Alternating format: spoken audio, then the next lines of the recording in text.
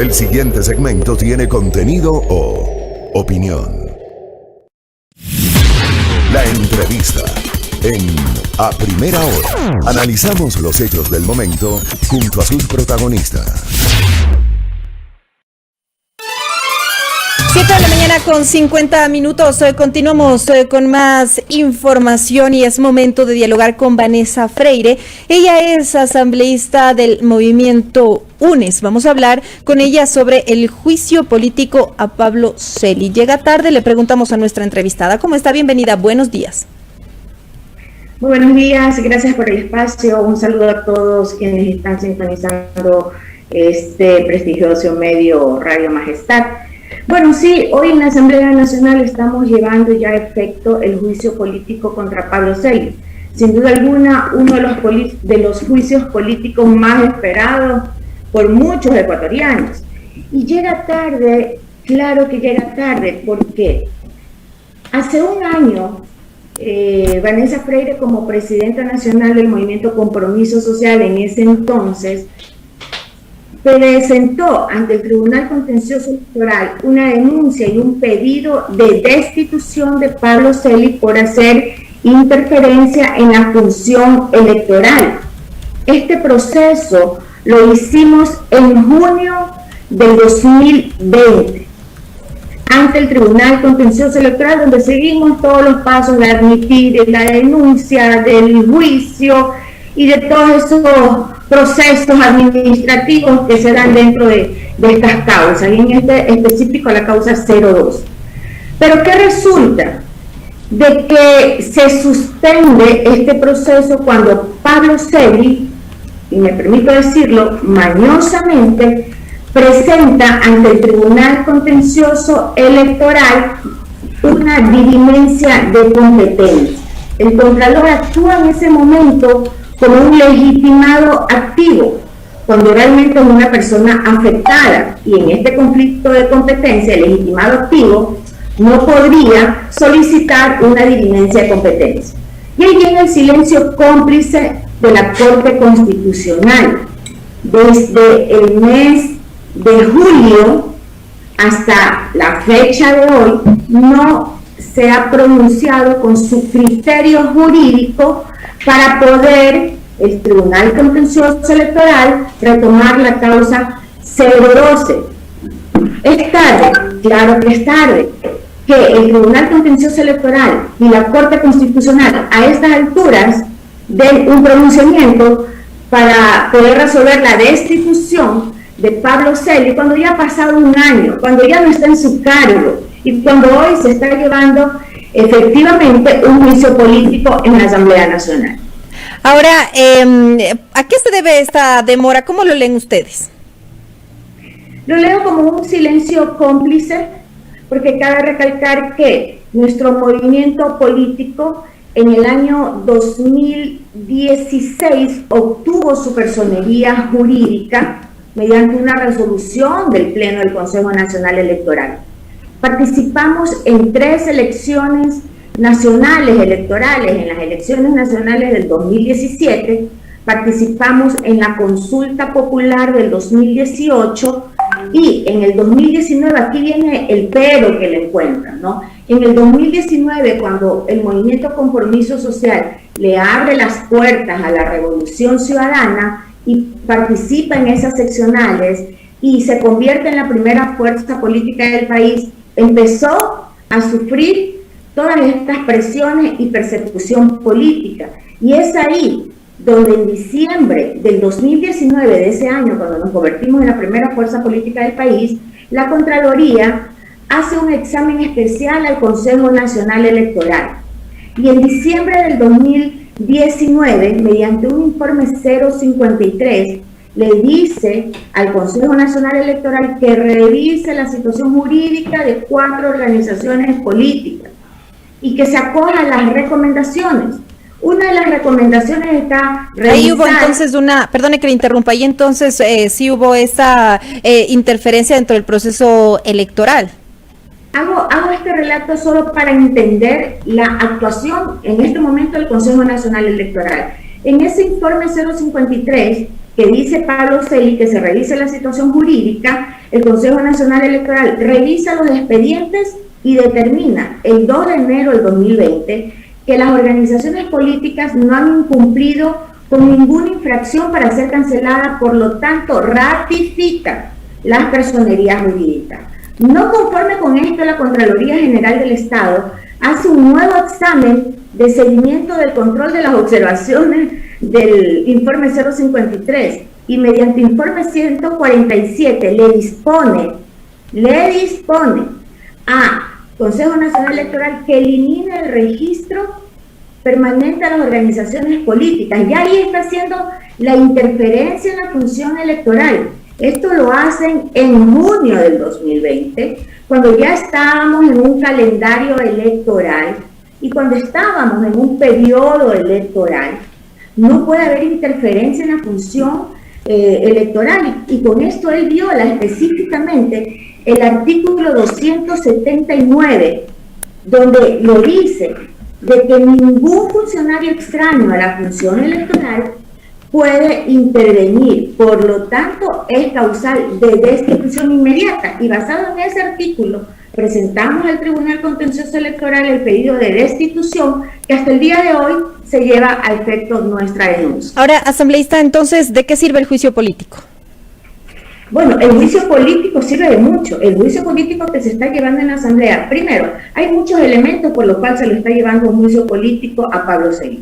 Pero el elemento probatorio, el primer elemento que se trató en este juicio político, que fue la interferencia en la función electoral, está más que probado.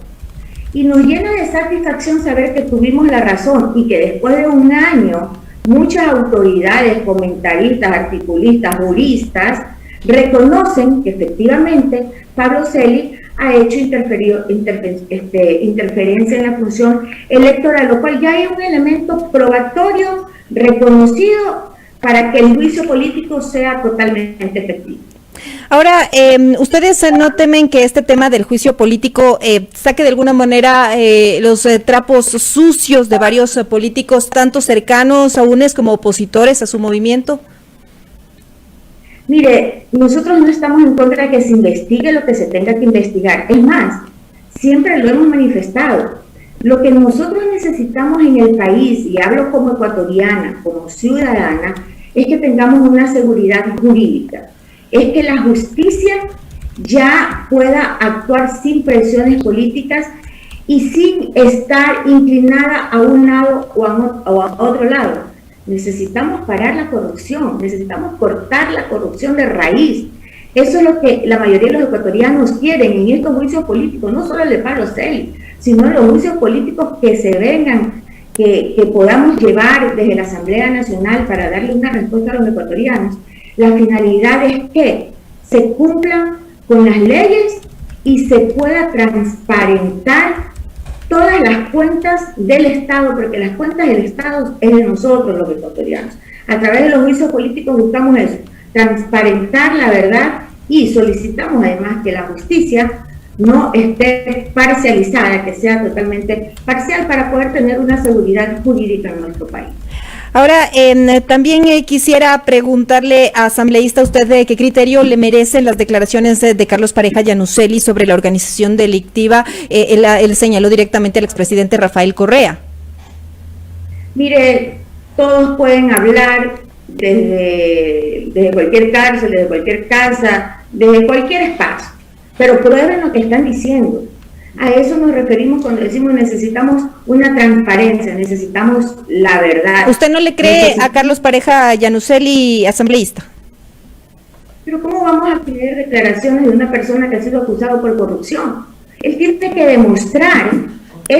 demostrar que lo que está diciendo tiene la veracidad. ¿Dónde están las pruebas? Para eso, en este juicio político, espero que la Comisión de Fiscalización analice todas estas pruebas de manera minuciosa y se pueda dar al país la verdad que tanto merecemos. Es una persona acusada de corrupción, pero dentro del movimiento de ustedes, ¿no? Puesto por el gobierno del expresidente Correa. Pero tantos funcionarios de alto nivel, de medio nivel, de bajo nivel, como un administrador del Estado, en este caso el expresidente Rafael Correa, él no puede estar respondiendo por los actos de cada uno de los funcionarios dentro de su gobierno. O sea que no sabía nada, no conocía, porque Carlos Pareja Llanuselli, perdone que le interrumpa, le preguntaba, le decía entonces el expresidente tampoco conocía de estos temas, de estos casos, aunque Carlos Pareja Llanuselli ha presentado documentos. Bueno, eso tendría que responder el expresidente Rafael Correa y se tendría que... Pero usted no le cree. Pero usted no le cree. Yo creo específicamente, con un criterio personal, que el señor Llanuselli está mintiendo desde la cárcel y que no tiene las pruebas, porque si ya las hubiera tenido. Recuerde que este caso fue desde el periodo anterior, desde el periodo del expresidente Lenín Moreno. Si hubiera tenido el señor Lenín Moreno estas pruebas, ¿usted qué cree que no las hubiera hecho efectivas y de manera inmediata cuando el gobierno de Lenín Moreno lo único que hizo fue perseguir al expresidente Rafael Correa? Lo que él ha señalado es que entregó los documentos, los papeles, lo que ha señalado ante la Comisión de Fiscalización también es que simplemente lo que hicieron fue por temas políticos, pues no darles el seguimiento, que se guardaron en diferentes cajones, pero que él sí lo había denunciado, asambleísta. Una total contradicción, creo yo, porque estaba entregando a un gobierno que se ha dedicado a perseguir al expresidente Rafael Correa, pero eso tendrían que determinarlo la Fiscalía, los organismos de control, o que diga quién entregó y investiguen, entrevisten a las personas que les entregó para ver qué pasó con esos documentos y esas pruebas. Ahora, asambleísta, también quisiera preguntarle respecto del tema de sus proyectos, las acciones de fiscalización que ustedes están llevando a cabo también. Mire, como miembro de la Comisión de Protección Integral hacia los niños, niñas y adolescentes, estamos hoy analizando el proyecto denominado COPINA, un proyecto que ya estaba para un segundo debate en la Asamblea Nacional. Hemos logrado ya en la sesión anterior,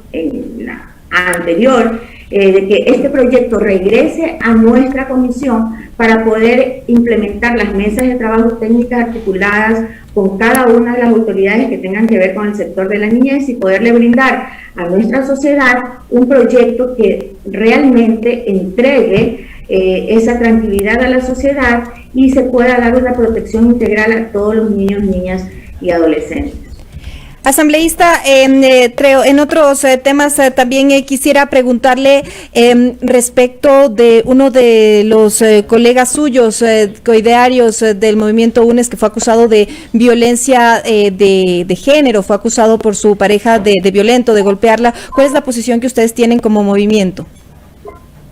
Mire, como movimiento, como bancada, nosotros hemos solicitado se investiguen de manera interna todos estos casos de abuso y que sea la justicia la que tenga en ese momento que determinar cuál es el culpable y cuál no es el culpable. Nosotros no nos podríamos adelantar a un pronunciamiento, respetamos la posición de cada uno de los dos compañeros porque son compañeros, pero también nos basamos en la presunción de inocencia de cualquiera que sea cualquiera de los miembros de nuestra bancada. Ahora, pero ¿le dan credibilidad a la denuncia de la víctima o no? No podríamos nosotros adelantarnos cuando esos son procesos que ya están en camino. El Buró Nacional se ha reunido, ha tocado este tema que es bastante delicado y hemos, como bancada, tomado una decisión de mantenernos en una posición neutral hasta que se puedan aclarar cuáles son los hechos que se están suscitando en medio de dos compañeros. Es decir, que no le dan la suficiente credibilidad al tema de la denuncia de esta de la violencia, una denuncia perpetrada por como usted lo ha señalado, una de sus compañeras. No le dan la suficiente credibilidad. Es que le pregunto porque es como cómo mantenerse neutro cuando hay un tema de una denuncia de una víctima de violencia de género, de quien se señaló de esa manera, ¿no? ¿Cómo mantenemos la neutralidad? Estoy manifestando cuál es la posición nuestra. La suya, le pregunto, como mujer. Mi criterio personal, como mujer, por supuesto que vamos a rechazar todo acto de violencia de género. Pero también nosotros tenemos, en este caso, Vanessa Freire, ¿cuál es mi posición? Respaldar y rechazar todo acto de violencia de género. Pero también tenemos que escuchar los dos lados. También tenemos que hacer que se prime el principio de inocencia de nuestros compañeros. Tanto Javier Jurado como Verónica Guevara son nuestros amigos, son nuestros compañeros, y antes de emitir cualquier sentencia adelantada personal ante ellos, nosotros tenemos que esperar de que se aclaren estas situaciones. Y ya para cerrar, legisladora, quisiera preguntarle cuál es su posición respecto a las declaraciones de su colega también, de la asambleísta por Pachacuti, Rosa Cerda, que causaron polémica estos días, en los que ella señalaba, y unas declaraciones que han sido virales, si roben bien, pero no se dejen ver, justifiquen compañeros. En el contexto también quienes desde su movimiento, sobre todo Salvador Quispe, han ido a señalar que no es así, que se tergiversaron sus palabras. ¿Cuál es la posición de ustedes? Miren, nosotros somos muy respetuosos en cuanto a las normativas, a los reglamentos internos, a los códigos de ética. Pues existe dentro de la Asamblea Nacional una comisión de ética que sesionó el día miércoles. Nosotros estamos esperando a que esta comisión, que fue implementada en esta actual asamblea, pueda resolver estos conflictos del código de ética de comportamiento de los asambleístas. Yo sí siento que la señora asambleísta Serna hizo mal en hacer esos comentarios, pero también discrepo un poco todo el ataque mediático que se realiza en contra de ella, porque se está sacando de contexto. No justifico sus términos adoptados en esa reunión que tuvo, no tenía que hacerlo, pero sí se ha sacado un poco de contexto, porque lo que ella manifiesta al escuchar anteriormente a esa frase que está mal aplicada es de que ella, como fiscalizadora, no le va a importar fiscalizar, así sea, a sus mismos compañeros de Pachacuti, y Z, y ahí viene la parte que no tenía que haberla dicho. Entonces, aquí es algo de interpretación. Yo sí creo que ella no tenía que haber manifestado aquello, pero eso lo tendría que resolver el Código de Ética. Y ya para cerrar, perdone, ya estamos, estas sí para cerrar. ¿Cuál es su apreciación respecto al trabajo de la presidenta de la Asamblea Nacional, de Guadalupe Llori? Ha sido también cuestionada por un tema de falta de reacción, de posiciones respecto a lo que está ocurriendo en la Asamblea Nacional. ¿Cómo ven ustedes el trabajo de la presidenta del Legislativo? Mire, en cuanto a nuestra bancada, nosotros estamos siempre esperando que nos den la palabra. Al menos Vanessa Freire pide las palabras casi en todas las sesiones de pleno. No vemos que se actúa con la misma preferencia a todos los asambleístas. Vemos que les dan las palabras a otras bancadas con mayor preferencia, pero igual eso hablemos que es algo superficial. Dentro de la asamblea nosotros necesitamos tener consensos, nosotros necesitamos tener articulaciones para que vaya caminando los proyectos que se van presentando, y como ejemplo que nos pasó dentro de nuestra comisión, que lo preside la asambleísta Pirina Correa, donde tratamos el tema de que el COPINA regrese a nuestra mesa. Se hizo un trabajo de articulación y toda la apertura por parte de la presidenta Guadalupe Llori. Muchas gracias, asambleísta, por su tiempo y por esta entrevista. Muchas gracias. Son las 8 de la mañana con 8 minutos. Estábamos dialogando con Vanessa Freire, asambleísta del movimiento UNES, hablando todo el tema coyuntural, el trabajo en el legislativo y también el tema del juicio político a Pablo Celi. 8 con 8 en la mañana en la primera hora.